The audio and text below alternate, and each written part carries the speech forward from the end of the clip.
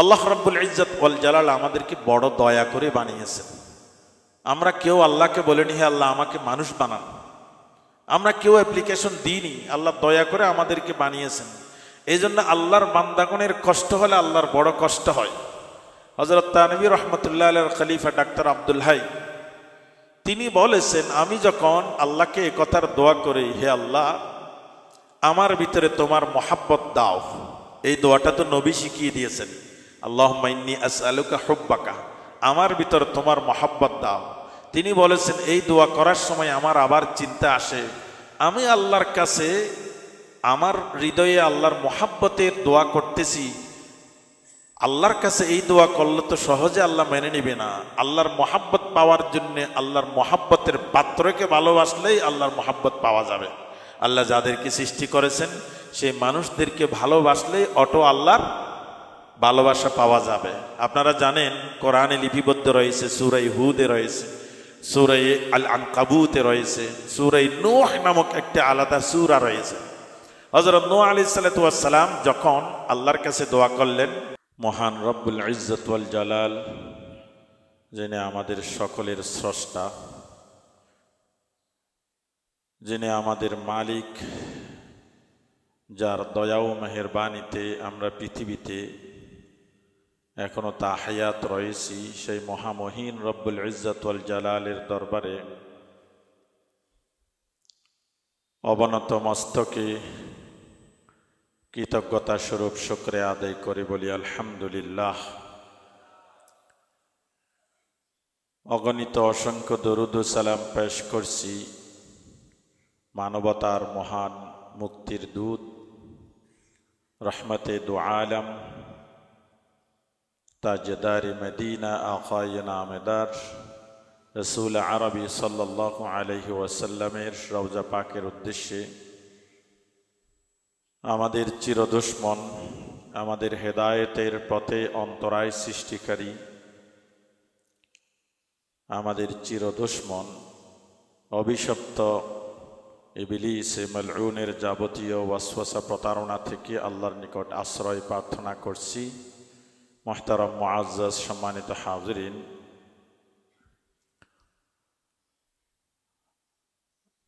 আমি বিগত 2 জুমা যাবত আমাদের ধ্যান ধারণায় যেগুলোকে আমল বলে, ইবাদত বলে, সেই ধ্যান ধারণার বাইরে গিয়ে আল্লাহ ও রসুল কর্তৃক স্বীকৃত ইসলামে যার যথেষ্ট বড় গুরুত্ব রয়েছে এমন 2টি বিষয়ের উপর আলোচনা করেছি। আজকেও এমন আরেকটি বিষয়ের উপর আলোচনা করার নিয়তে আপনাদের সামনে হাজির হয়েছি। আমার আলোচনাটাকে বোঝার উদ্দেশ্যে আমি কয়েক মিনিটে ছোট্ট একটি ভূমিকা আপনাদের জানার জগৎটাকে একটু শানিত করার জন্যে উল্লেখ করতে চাই। আমরা যারা ছোটকাল থেকে জেনারেল শিক্ষায় শিক্ষিত, তারা বেশি সংখ্যক নাগরিক মানুষ আমরা সে বিষয়টি ভালো করে জানব। যারা মাদ্রাসা ব্যাকগ্রাউন্ড, ব্যক্তিগত প্রচেষ্টায় তারাও সেই সব বুঝতে পারবে। এই উপমহাদেশে ভারতের পাশের যে কয়টি দেশ রয়েছে, নেপাল, ভুটান, বাংলাদেশ, কাশ্মীর, এই অঞ্চলে পুরো বিশাল বৃহৎ ভারতের 2 কোণায় 2টি ভৌগোলিকভাবে জায়গা রয়েছে যেখানে মুসলিম সংখ্যাগরিষ্ঠ। একটি হলো কাশ্মীর এক প্রান্তে, আরেকটি হলো বাংলাদেশ, বেলাদুল বাঙ্গাল, সেটি আরেক প্রান্তে দক্ষিণার্থে, যেটাকে বলা হয় বঙ্গোপসাগরের পাদদেশে। এই 2টি অঞ্চলে মুসলিম সংখ্যাগরিষ্ঠ। বাকি বিশাল ভারতের, এমনকি আমাদের পাশে যে 7 সিস্টার্স রয়েছে, আসাম, মিজোরাম, এই দেশগুলো, এই রাজ্যগুলো, সেখানেও মুসলিম সংখ্যাগরিষ্ঠ নয়, মুসলিম সংখ্যালঘু। কারণটা কি? 2 প্রান্তে 2টি ছোট্ট জায়গায় মুসলমান সংখ্যাগরিষ্ঠ, বাকি সব জায়গায় মুসলমান রয়েছে কম বেশি, কোথাও বেশি, যেমন হায়দ্রাবাদে, কলকাতায় বেশি, শতকরা 30-40%, কিন্তু অধিকাংশ জায়গায় মুসলমান সংখ্যা গরিষ্ঠ নয়, সংখ্যা লঘু।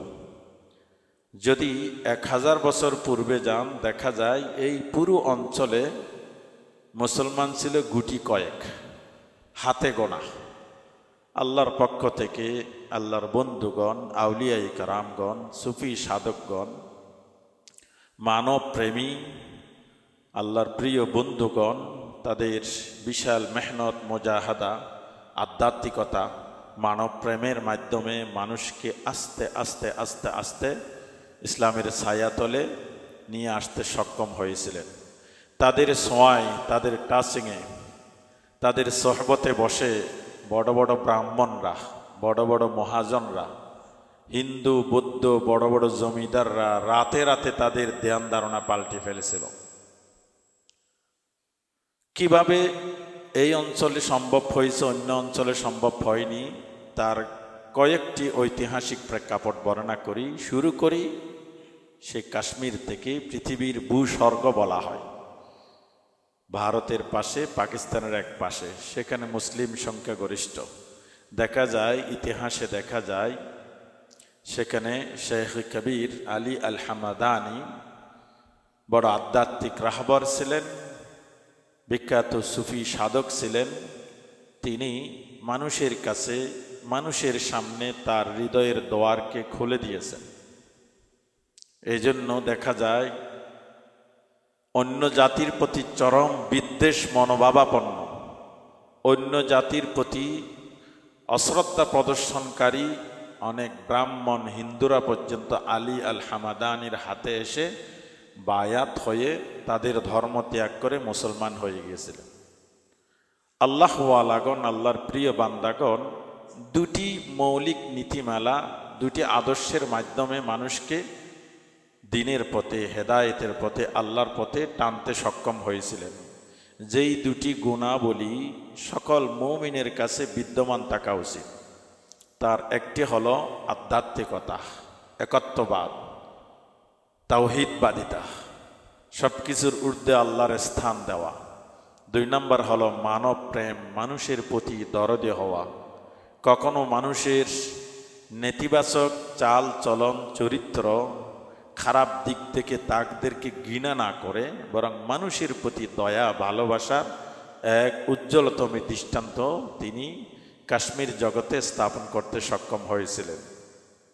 আমাদের বাংলাদেশে, বিশেষ করে ইসলামাবাদ, চট্টগ্রাম, 1000 বছরের পূর্ব থেকে শহীদ তিতুমির, শাহজালাল থেকে বড় বড় সুফি সাধক বুজুর্গগণ মানুষের কাছে আল্লাহর দ্বীনের পরিচয়, কোরআনের পরিচয়, মহানবীর পরিচয়, ইসলামের সৌন্দর্য তুলে ধরেছিলেন। পাশাপাশি তাদের পবিত্র আদর্শ, উন্নত চরিত্রের প্রকাশ ঘটিয়েছিলেন। তা দেখে দেখে মানুষ তাদের পুরনো বাপদাদার নীতি আদর্শ, জীবন ব্যবস্থাকে দূর দূর করে ঠেলে দিয়ে ইসলামের ছায়াতলে এসে আল্লাহওয়ালাদের হাতে হাত রেখে তারা মুসলমান হয়েছিলেন। সেই মুসলমানগুলো আল্লাহওয়ালা বড় বড় আউলিয়া, বড় বড় সুফি সাধকদের নূর থেকে নিজে আলোকিত হয়ে তাদের ভিতর আলোটাকে অন্যের কাছে ট্রান্সফার করেছিলেন। এভাবে আস্তে আস্তে একটি হিন্দু, বৌদ্ধ, মগ অধ্যুষিত অঞ্চল তাওহীদবাদীদের সংখ্যাগরিষ্ঠ অঞ্চলে পরিণত হলো। এজন্যই আজকে বাংলাদেশের আপনি অরণ্যে, জঙ্গলে, রাঙ্গামাটিতে, খাগড়াছড়িতে, বান্দরবানে, উত্তরবঙ্গে মানুষের পপুলেশন কম, সেখানে গিয়েও দেখবেন 400 বছর, 300 বছর, 200 বছরের পুরনো কবর রয়েছে, মসজিদ রয়েছে, বিভিন্ন অলি গলি, রাস্তাঘাটের নাম বড় বড় সুফি সাধকদের নামে নামকরণ করা হয়েছে।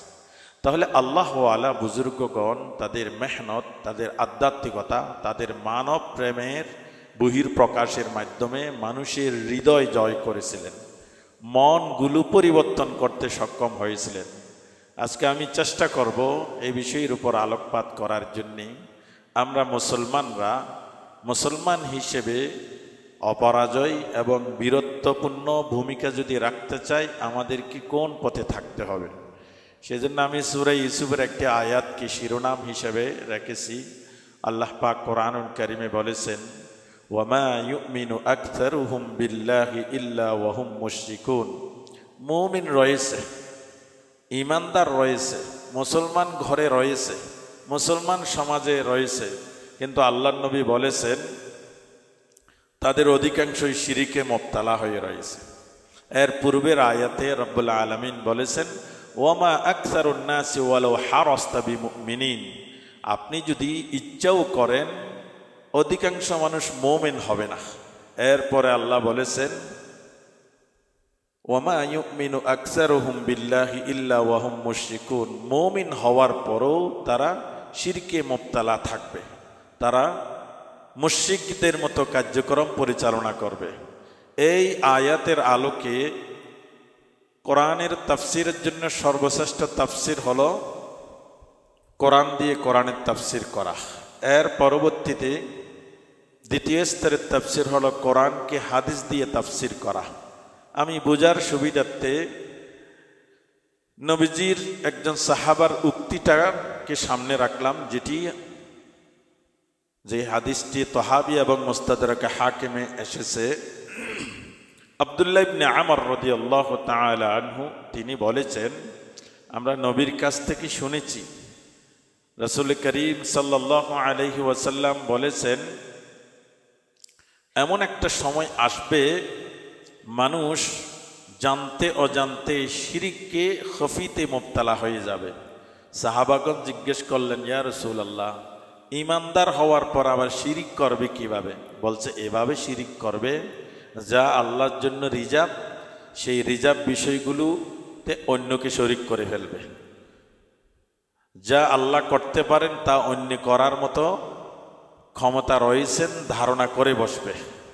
যা আল্লাহর কাছে চাওয়ার কথা তা আল্লাহর কাছে না চেয়ে অন্য কারো কাছে চাইবে। এভাবে তারা শিরিকে মুবতালা হয়ে যাবে। হযরত আব্দুল্লাহ ইবনে আমর বলেছেন, লা ইয়াতিয়ান্না আলান নাসি জামানুন ইয়াজতামিউনা ফিল মাসাজিদ ওয়া লাইসা ফীহিম মুমিন। বলেছেন, মানুষের কাছে এমন একটি কাল আসবে, তারা মসজিদ সমূহে উপস্থিত হবে, জামাতবদ্ধ নামাজ পড়বে, ভক্তি ভালোবাসা লেবাস পোশাক পাগড়ি লম্বা জুব্বা ইত্যাদি পড়ে নামাজে কিন্তু শরিক হবে। ইস্তামিউনা ফিল মাসাজিদ, নামাজে মসজিদে একত্রিত হবে, কিন্তু আল্লাহর নবীর সাহাবা বলেছেন তাদের মধ্যে একজনও মুমিন থাকবে না, তাদের মধ্যে একজনও মুমিন থাকবে না। এই হাদিসের আলোকে আমাদের অর্থ বুঝতে বড় কষ্ট হবে। তার মানে আল্লাহর নবী সাহাবাকে আমাদের সবাইকে মুনাফিক বলেছেন? একটু বিশ্লেষণের দরকার রয়েছে। বলেছেন তাদের মধ্যে মুমিন একজনও থাকবে না। একটু চিন্তা করে দেখুন তো, মসজিদে নববীতে নবীজির ইমামতিতে আল্লাহর নবীর নামাজের নেতৃত্ব দানের মাধ্যমে যারা নামাজ পড়তো, সেখানে সাহাবাদের পাশাপাশি মুনাফিকিনরাও পড়তো না? মুনাফিকিনরা নামাজও পড়তো, রোজাও রাখতো, হজও করতো, জাকাতও দিত, যুদ্ধে যাওয়ার ক্ষেত্রে একটু গড়িমসি করত, কিন্তু মাঝে মধ্যে যেত। কোন যুদ্ধে গিয়ে আল্লাহর নবীকে একা ছেড়ে এসেছেন, যেমন ওহদের যুদ্ধে। কিন্তু তারা মসজিদে নববীতে নবীজির ইমামতিতে নামাজও পড়ত, মুসলমানদের মেলা মজলিসে দাওয়াত ইত্যাদিতে শরিক হতো। তাহলে নবীর যুগেও তো মুসলমান বেশে অনেক মুনাফিক স্বয়ং মসজিদে নববীতে ছিল। তো আমাদের মসজিদে সেরকম মুমিন ব্যতীত অন্য কেউ থাকাটা অস্বাভাবিক কিছু না, অস্বাভাবিক কিছু না। যেহেতু রাসূল করিম সাল্লাল্লাহু আলাইহি ওয়াসাল্লাম মদিনার জমিনে মুসলমানদের পরিবেশে সমাজে বসবাসের পর কে কে মুনাফিক তা আল্লাহর নবী জানতেন, এবং কোন মুনাফিকিনদের তালিকা হযরত উবাই ইবনে কাবের কাছে দিয়েছেন যে এরা মুনাফিক, এদের সাথে লেনদেন করতে খুব সাবধানতার সাথে করতে হবে। তো এই যে সাহাবা বলেছেন কিয়ামতের পূর্বে শেষ জামানায় আখিরি জামানায় এমন একটা সময় আসবে মানুষ মসজিদে থাকবে কিন্তু মুমিন থাকবে না। বিষয়টা কেমন? ইসলাম হলো শুধুমাত্র নিজের ইচ্ছা মাফিক কিছু ইবাদত বন্দেগী করলেই পরিপূর্ণ মুসলিম বা মুমিন হওয়া যায় না। একজন ব্যক্তি পরিপূর্ণ মুমিন হতে হলে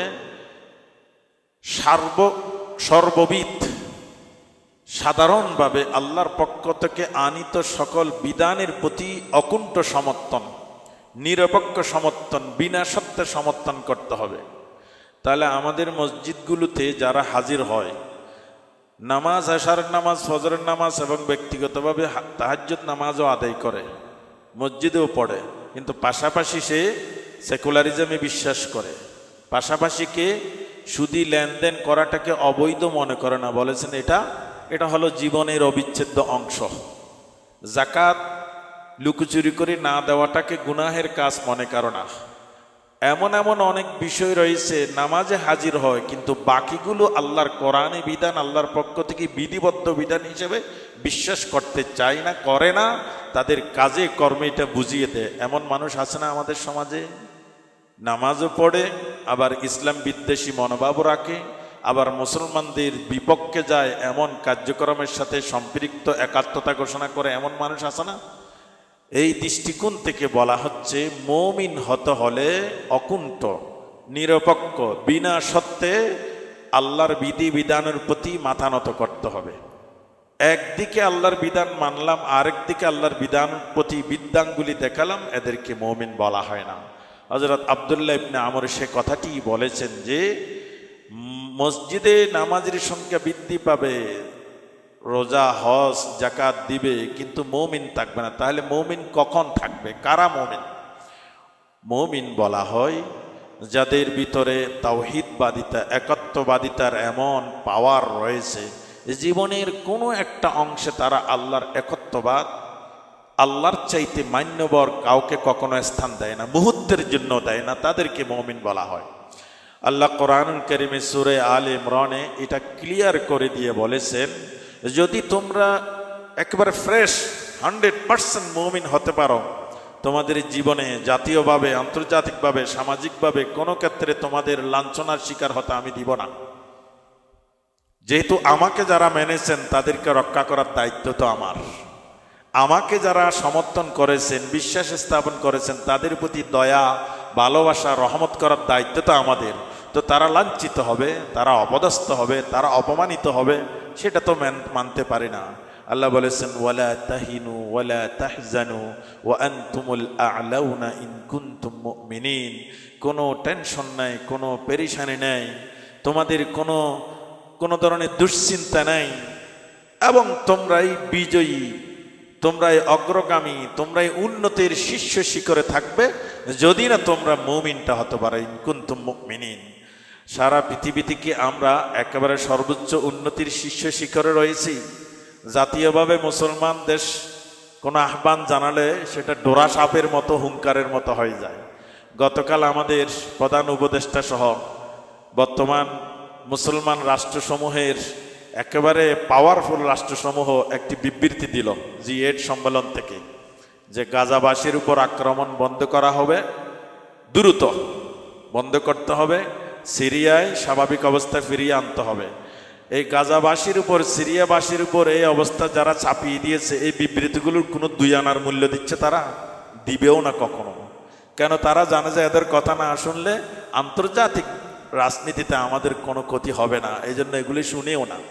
তাহলে সেই দৃষ্টিকোণ থেকে আমরা কি উন্নত, সম্মানিত, মর্যাদাবান বীরের জাতিতে পরিণত রয়েছি, নাকি আমাদের অবস্থানের পদস্খলন ঘটেছে? আমাদের অবস্থানের পদস্খলন ঘটেছে। কারণ কি? আমরা প্রকৃত মুমিন হতে পারিনি। আল্লাহ নিজেই দায়িত্ব নিয়েছেন, বলেছেন যাদের ভিতরে তাওহীদ থাকবে, একত্ববাদ থাকবে, আমার সাথে অন্য কাউকে শরীক করবে না, আমি ছাড়া, আমার বিধান ছাড়া, আমার হুকুম ছাড়া অন্যদিকে পা বাড়াবে না, আমি তাদেরকে সম্মানিত, আমি তাদেরকে মর্যাদাবান করব। আল্লাহ কোরআনে অতীত যুগের মানুষের বর্ণনাগুলো এজন্যই তুলে ধরেছেন আমরা যাতে শিক্ষা নিই। সূরাত বাকারায়, সূরাত আল বাকারায় আরো কয়েক জায়গায় আল্লাহ রাব্বুল ইজ্জত ওয়াল জালাল বলেছেন, ইয়া বানি ইসরাঈল ইন্নী ফাদ্দালতুকুম আলাল আলামিন। হে ইসরাইলি সম্প্রদায়, আমি তোমাদেরকে পুরো বিশ্বের উপর তোমাদেরকে সম্মানিত করেছি।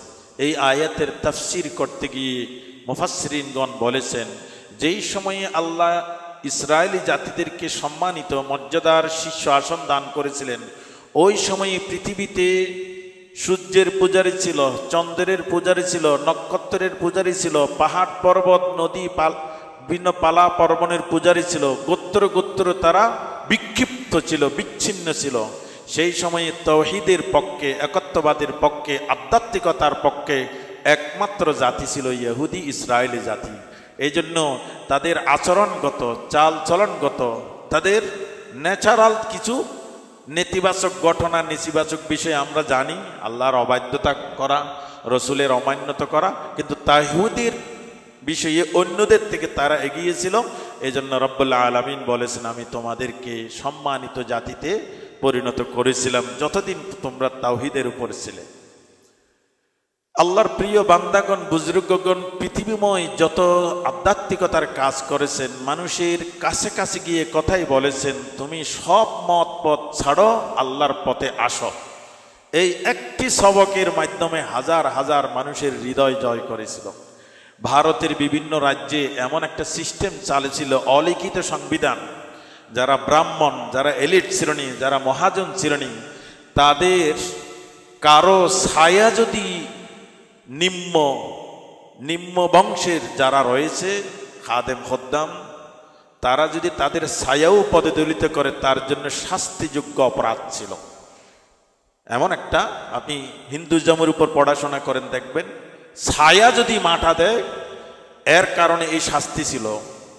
সেই জায়গায় সেই ব্রাহ্মণরা, বড় বড় বংশীয় হিন্দুরা, আল্লাহর বড় বড় বুজুর্গ মঈনুদ্দিন চিশতি, মুজাদ্দেদ আল ফেসানি, এই আলী হামাদানি, বড় বড় আল্লাহ আলাগণ যখন ডাক দিয়েছেন, সব কিছু ছেড়ে দিয়ে, বংশীয় পরিচয়, কৌলিন্য সব কিছু ছেড়ে দিয়ে তাদের সামনে এসে বলেছেন, আমরা ভুলের স্বর্গে ছিলাম, আমরা হাজারো দেবদেবী মানার পরও আমাদের মানসিক প্রশান্তি ছিল না, আমরা আমাদের স্রষ্টা, আমাদের মালিকের কাছে ফিরে এসেছি।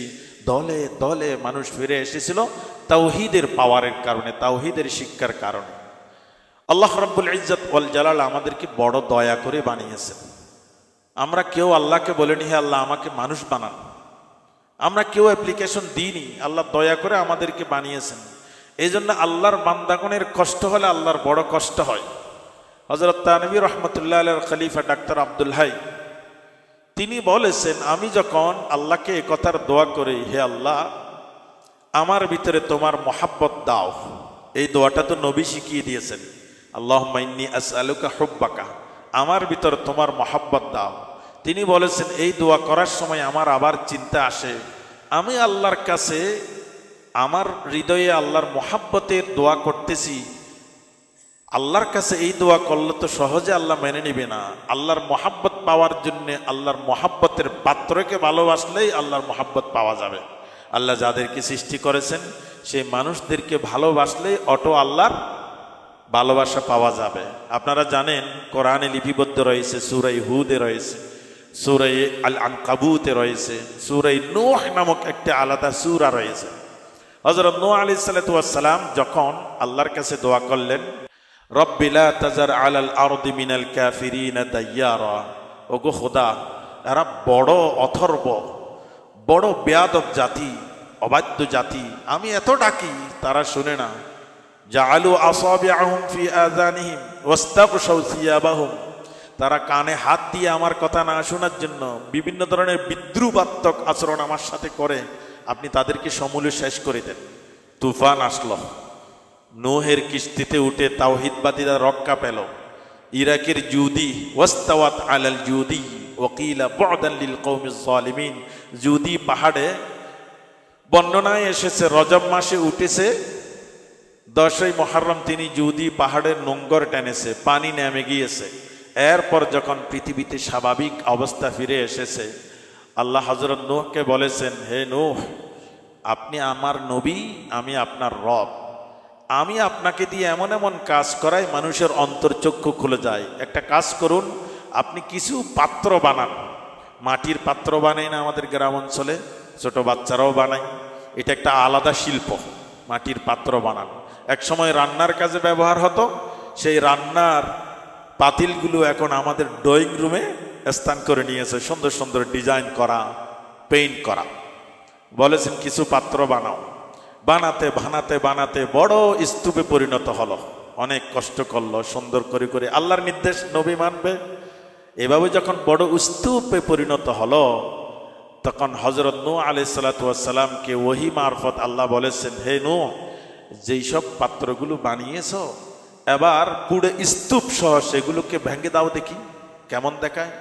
হযরত নূহ একটু করে হচ্চকিয়ে বলল, ইয়া আল্লাহ, কি জন্যই যে আমাকে এত কষ্ট করে মেহনত মুজাহরে করে বানাতে বললেন, আবার এগুলোকে সব ভেঙে দিতে বললেন, বুঝে আসতেছে না, কিন্তু আপনার নির্দেশ তো শিরোধার্য, মানতে হবে।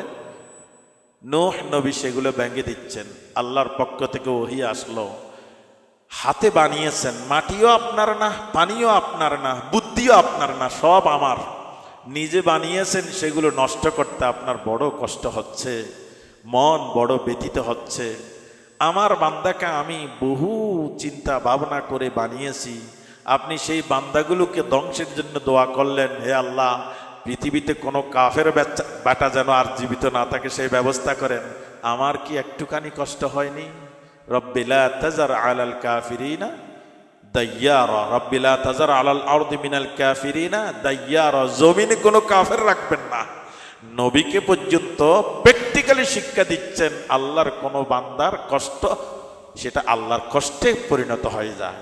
সেজন্য কোনো মানুষ যে যেই দলেরই হোক না কেন, যে ধ্যান ধারণাই হোক না কেন, মানুষকে কষ্টে দেওয়া, মানুষের রক্ত প্রবাহিত করার মতো কাজ করা, মানুষের কষ্টের কারণ হয়ে দাঁড়ানো, এর চাইতে জঘন্য কাজ পৃথিবীতে আর কিছু নেই।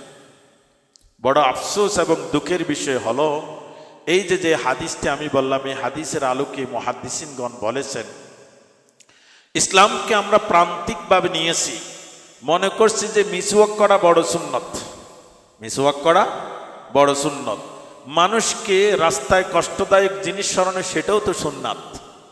মিসওয়াক করা যেমন সুন্নাত, পাগড়ি রাখা যেমন সুন্নাত, দাড়ি রাখা যেমন সুন্নাত, মানুষকে কষ্ট না দেওয়া সেটাও তো সুন্নাত।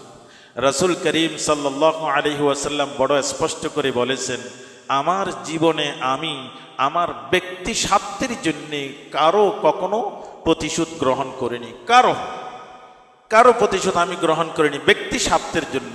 যুদ্ধে গিয়েছি আল্লাহ দ্বীনের স্বার্থের জন্য আমাকে দিয়ে করিয়েছেন, আমাকে কষ্ট দিয়েছেন মক্কায়, আমাকে কষ্ট দিয়েছেন মদিনায়, বিভিন্ন মুখের ভাষার মাধ্যমে তীর নিক্ষেপ, আমি কখনো কারো প্রতিশোধ নিইনি। কেন? আমি মানুষকে বড় ভালোবাসি। নবীগণ মানুষকে বড় ভালোবাসতেন, রহমাতুল্লিল আলামিন। সুফি সাধকগণ মানুষকে ভালোবাসতেন। কোনো মানুষের চরিত্র, ধ্যান ধারণা, কৃষ্টি কালচার খারাপের কারণে ওই মানুষকে ঘৃণা করার অধিকার কাউকে দেওয়া হয়নি। তার কাজটাকে ঘৃণা করা যেতে পারে, তার কর্মটাকে ঘৃণা করা যেতে পারে। এই জন্য জেনা যিনি করে, জেনাকে ঘৃণা করো, জানিকে নয়।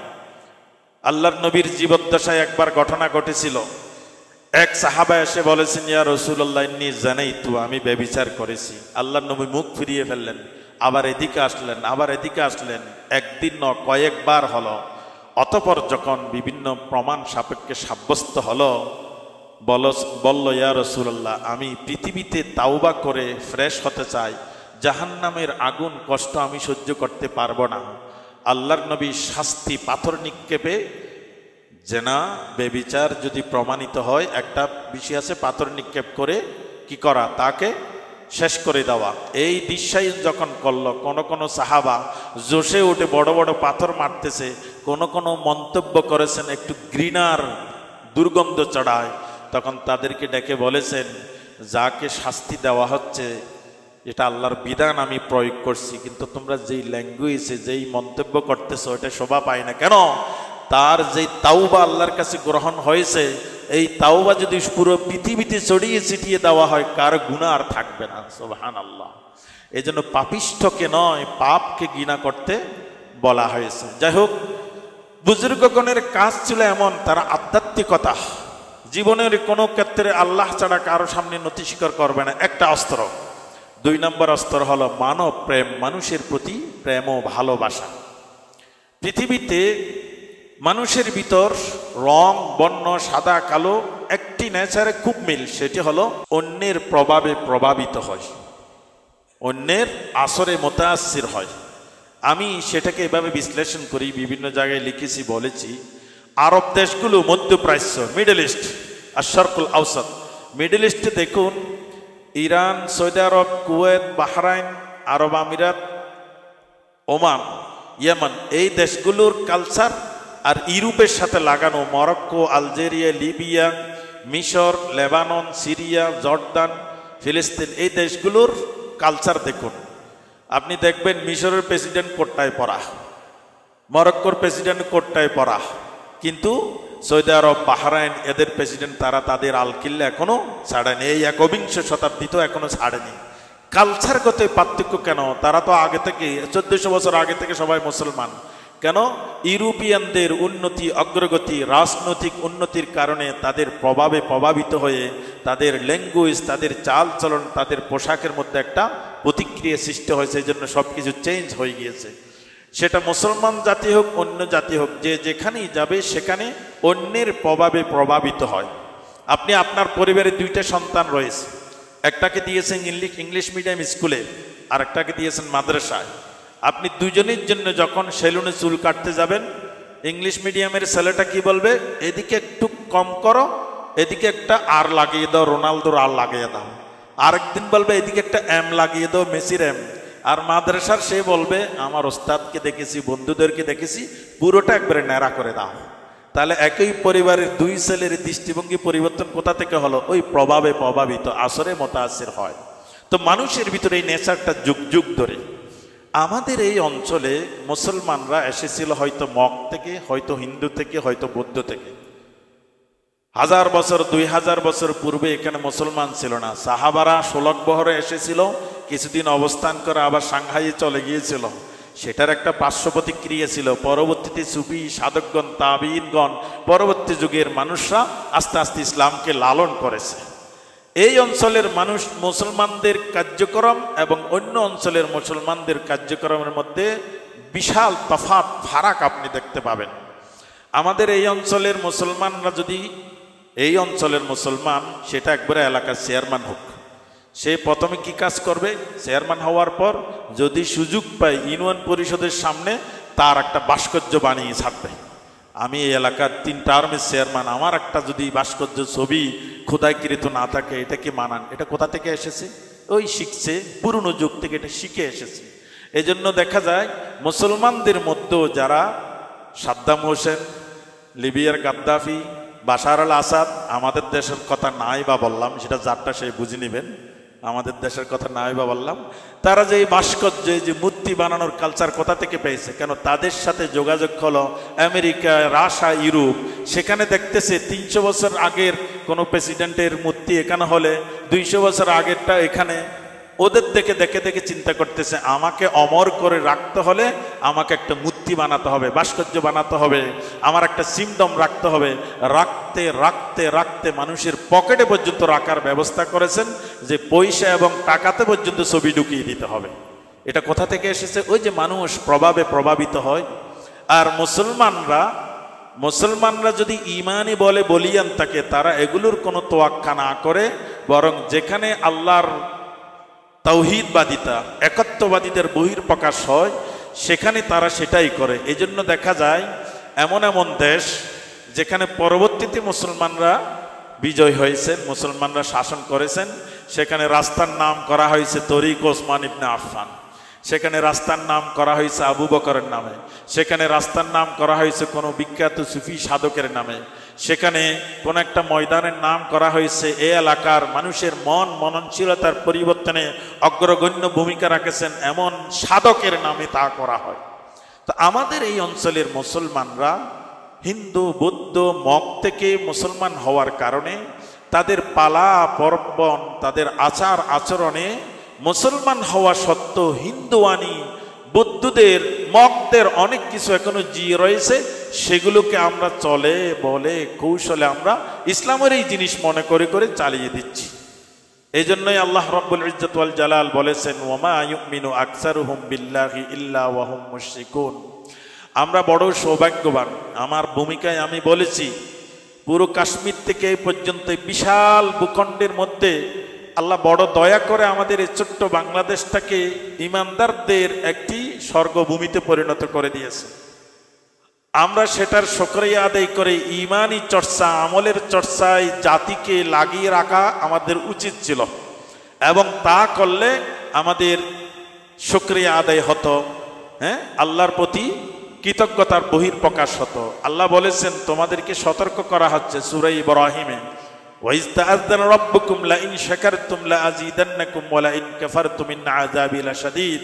তোমাদেরকে সতর্ক করা হচ্ছে তোমরা যদি কৃতজ্ঞতা আদায় করো আমি তোমাদের নিয়ামত রাশিকে আরো বৃদ্ধি করে দিব।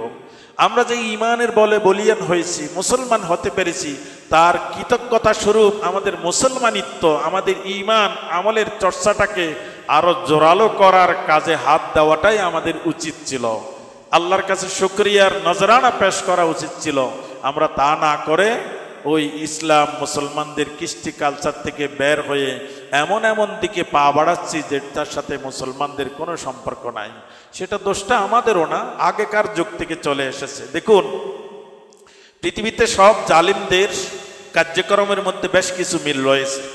কোরআনে জালিম ফেরাউনের বর্ণনা করতে গিয়ে সূরা বাকারায়, সূরা আরাফে, সূরা হুদে, সূরা কসসে আল্লাহ বলেছেন কি, ইউকাতিলুনা আবনাআকুম ওয়া ইস্তাহয়ুনা নিসাআকুম।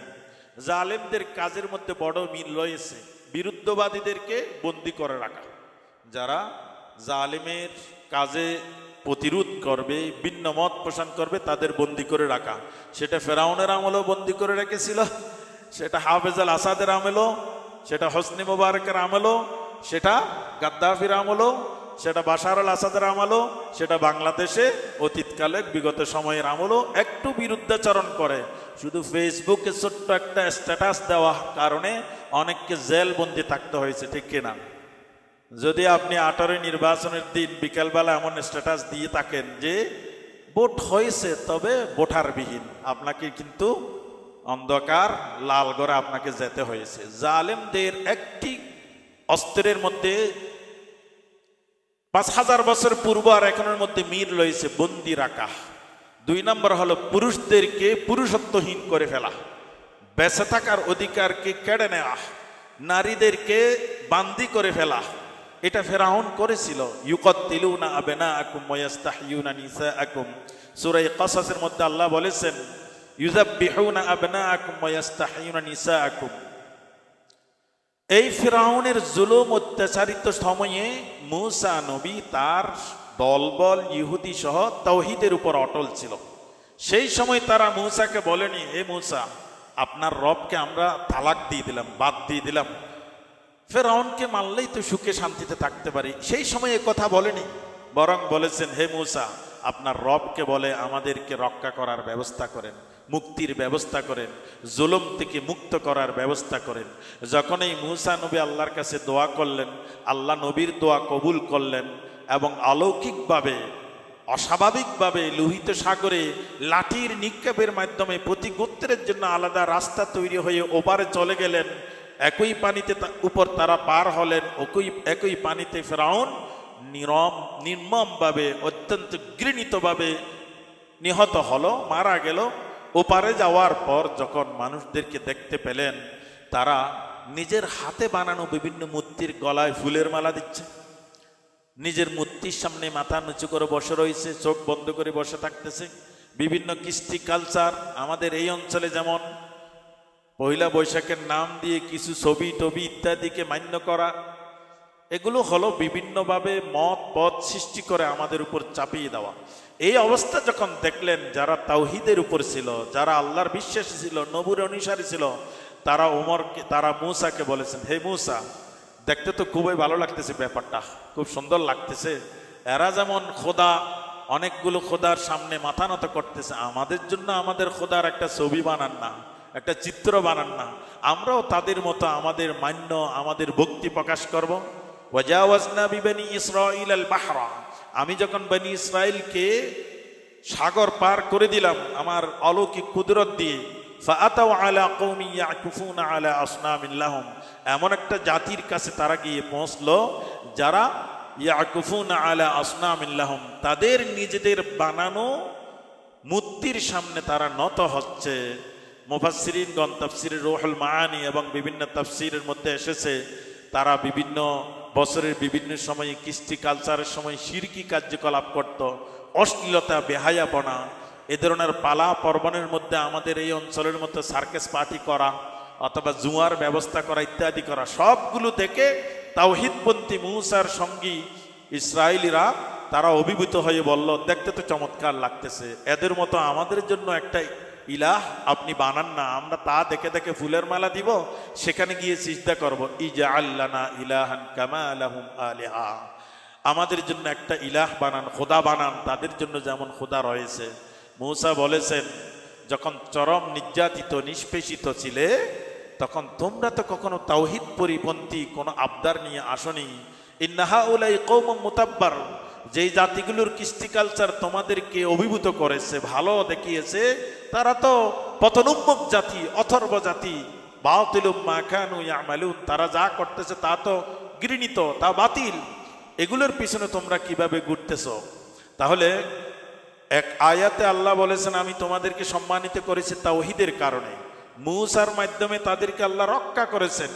রক্ষা করার পর যখন আইশি জিন্দেগি, শান্তির জিন্দেগি, উন্নত জিন্দেগির ছোঁয়া পেল, তারা সেই তাওহীদের পথ থেকে নড়ে গিয়ে নবীর কাছে অ্যাপ্লিকেশন দিচ্ছে আল্লাহর কোনো ছবি, আল্লাহর কোনো চিত্র যেন সামনে এনে দেওয়া হয় শিরিক করার জন্যে। তাহলে এত একটি ঐতিহ্যবাহী জাতি মুহূর্তের মধ্যে পা পিছলে তারা পদোন্মুখ জাতিতে পরিণত হয়ে গেল। আমরা মুসলমানদের ইতিহাসও এমন ঘটনা রয়েছে। আমরা বাংলাদেশে যুদ্ধ 1757, 1947, 1952, 1967, 1971, 2024 এই ধরনের বিভিন্ন বিজয়, বিভিন্ন ধরনের ঘাত প্রতিঘাত মোকাবেলা করে আসার পর যদি আমরা আইশি ভাব, আমরা শান্তির জিন্দেগির সময় যদি ওই বনি ইসরায়েলের মতো আমাদের বিজয় উদযাপন, আমাদের কোনো অনুষ্ঠান পালা পর্বণ উদযাপনে যদি আমরা এমন কোনো কৃষ্টি কালচারের আশ্রয় দিই, বোঝা যাচ্ছে আমরা পদোন্মুখ, পদদলিত, ধ্বংসপ্রাপ্ত উম্মতের অন্তর্ভুক্ত হতে আর বেশি দেরি হবে না। রাসূল মদিনা থেকে হুনাইনের যুদ্ধে যাচ্ছেন 8ম হিজরিতে, অনেক দূর। সেখানে যাওয়ার পর এক জায়গায় বিশ্রাম নিয়েছেন। বিশ্রাম নেওয়ার পর দেখতে পেলেন একটা সহস্রাব্দ অনেক পুরনো গাছ। আমাদের সিআরবিতে প্রায় শতবর্ষী অনেক গাছ রয়েছে না, এই গাছগুলোকে কাটা নিষেধ। কেন? এগুলো আর একটা হেরিটেজ প্লেসে পরিণত হয়েছে, হেরিটেজ ট্রিতে পরিণত হয়েছে। তো এমন একটা সহস্রাব্দ পুরনো গাছ দেখতে পেলেন, সাহাবাদের বলেছেন ছায়ার মধ্যে কিছু বিশ্রাম নাও। বিশ্রাম নিতে গিয়ে কিছু কিছু সাহাবা দেখতে পেলেন কেউ রশি লটকিয়ে রেখেছে, কেউ মুরগির বাচ্চা, কেউ কবুতরের বাচ্চা, কেউ গাদা, কেউ বকরি, কেউ মান্যবর কোনো গহনা ইত্যাদি সেখানে লটকিয়ে রেখেছেন, মান্যত করতেছেন এ গাছ তাদেরকে শান্তি দিবে, এ গাছ তাদেরকে মুক্তি দিবে, এ গাছ তাদেরকে রক্ষা করবে। এইসব দেখে নবীর সাহাবাগণ যাচ্ছে তাওহীদ প্রতিষ্ঠার আন্দোলনে, যাচ্ছে তাওহীদ প্রতিষ্ঠার জিহাদে। মদিনা থেকে আল্লাহর নবীকে বলেছেন, ইয়া রাসূলুল্লাহ ইজআল লানা শাজারাতান যাতা আনওয়ার, এদের যেমন এমন একটা গাছ আছে যে গাছে তারা ভক্তির জিনিস লটকিয়ে রেখেছে, আমাদের জন্য এমন একটা গাছ আপনি দেখিয়ে দেন না যেখানে আমরা ভক্তি প্রকাশ করব। আল্লাহর নবীর চেহারা রাগে লাল লাল হয়ে বলেছেন সাতারাউনা, তোমরা সুন্নাতা মান কানা ক্বাবলাকুম, তোমরা অতীত যুগের সুন্নাত আদর্শকে তোমরা লালন করে বসে আছো। রাহিমাল্লাহু আখি মূসা, আমার ভাই মূসাকে আল্লাহ দয়া করুক, তার উম্মতের এই অ্যাপ্লিকেশন শুনে বড় ব্যথিত হয়েছ। তোমাদের এই কথা শুনে আমি তো বড় ব্যথিত হয়েছি। মক্কায় 13 বছর, মদিনায় 8 বছর, 13 আর 8 21 বছর নবীজি তাওহীদের শিক্ষা দেওয়ার পর 21 বছর পর গিয়ে সাহাবাদের মধ্যে কেউ কেউ, যদিও বা হাদিসের বিশ্লেষণে বলা হচ্ছে নও মুসলিম সাহাবা, যাই হোক, কেউ কেউ এমন অ্যাপ্লিকেশন করছে যে তাওহীদের বিপক্ষে স্রোতে কাজ করে এমন কাজ। তো আমরা আমাদের এই অঞ্চলে মুসলমানরা, মুসলমানিত্ব ঠিকই আছে ঠিকই, কিন্তু আমাদের এমন কিছু কাজ মাঝে মধ্যে আমরা করে ফেলি যেগুলো আসলে এসেছে বিজাতি, মুশরিক, মজুসি, কাফেরদের মধ্য থেকে। এই জন্য এই কাজগুলো সামাজিক অনুষ্ঠানের নাম দিয়ে, বাৎসরিক অনুষ্ঠানের নাম দিয়ে, নববর্ষর নাম দিয়ে, বিজয়ের নাম দিয়ে, বড়দিনের নাম দিয়ে, যে নামেই আসুক না কেন, কোনো নাম কোনো কাজের সাথে আমাদের কখনো সম্পৃক্ততা তৈরি করা যাবে না। এই মননশীলতা সেটা ছোটকাল থেকে তৈরি করতে হবে। আপনি আপনার বাচ্চার যখন বার্থডে সময় আসলো, তার স্কুলে তার ছোট ছোট বাচ্চারা বন্ধু বান্ধবরা আলোচনা করতেছে, আমার বার্থডেতে চকলেট এসেছে, মোমবাতি জ্বালিয়েছি, এই করেছি। আপনার কাছে আবেদন করলো যে বাবারে, আমার বন্ধু নার্সারিতে কেজিতে তার বার্থডেতে ইয়ে করছে, তুমি আমার বার্থডেতে তার সাথে আরো বড় কেক নিয়ে আসিও, আমরা একটু ডান্স করব, একটু গান গাইবো, একটু আনন্দ ফুর্তি করব। এই ছোটকাল থেকে মননশীলতায় এই কৃষ্টি কালচার যেগুলো ইসলাম এলাও করে না, যেগুলো আল্লাহর বিধানের বিপরীত স্রোতে হয়, সেগুলোকে আমাদেরকে বিরত রাখতে হবে। তো শুরুতে যে কথাটি বলছিলাম, বুজুর্গ এবং সুফি সাধকগণ দুটি মৌলিক আদর্শের মাধ্যমে এই অঞ্চলে মানুষদেরকে ঈমানের পথে নিয়ে আসতে সক্ষম হয়েছিল। একটি হলো তাওহীদের পথে অটল অনড় ছিল, নো কম্প্রোমাইজ নীতি। 2 নম্বর ছিল তাদের পক্ষ থেকে মানুষের প্রতি দয়া, মানুষের প্রতি প্রেম ছিল। কালকে বাইজিদ বুস্তামিতে ওখানে ওয়াজ ছিল। বাইজিদ বুস্তামির ইতিহাস আমি যতটুকু জানি, ঘাটাঘাটি করতে গিয়ে দেখলাম যে এই বাইজিদ বুস্তামিকে আমরা কচ্ছপের পুকুরের পাশের একটি জায়গায় পরিণত করেছি। সেই বাইজিদ বুস্তামি ইরাকের বাসিন্দা ছিলেন, বড় সুফি সাধক ছিলেন। তিনি একদিন দাজলা নদীর পাশ দিয়ে হেঁটে যাচ্ছিলেন, সাথে আরো কিছু লোকজন ছিল। তো ওই সময় নৌকায় বসে বসে কিছু যুবকরা গান গাইতেছিল, লাফাচ্ছিল। যুবকদের মধ্য থেকে একজন বলল, ওই যে দেখো নদীর পারে দরবেশ একটা যাচ্ছে। তখন যুবকদের মধ্য থেকে, ওই দরবেশ এসো আমাদের সাথে সাঁতার কাটো, সারা জীবন কি দরবেশগিরি করবে, এসো না কিছু গান গায়, এমন উক্তি করল। আর এই সমস্ত পরিবেশে বড় মুফতি, বড় হুজুর গেল, এমন কিছু উক্তি মন্তব্য শুনতে হয়। আপনি বড় বুজুর্গ মানুষ, বড় আধ্যাত্মিক মানুষ, আপনি বড়দিনের দিন রেডিসন হোটেলে গিয়েছেন, আপনি গিয়েছেন কোনো কারণে, আপনার আশেপাশে সবাই বড়দিন মেরি ক্রিসমাস পালন করতেছে, সেখানে কি আপনাকে ছাড়বে? বরং বলবে যে হুজুর সারা জীবন মুসলমানদেরকে ডেকেছেন, একদিন খ্রিস্টানদের দেবতাকে ডাকেন না, অসুবিধা কি? এরকম বলবে না? এই পরিস্থিতিটাই এমন যে একটু বিদ্রুপ ব্যঙ্গ করবে।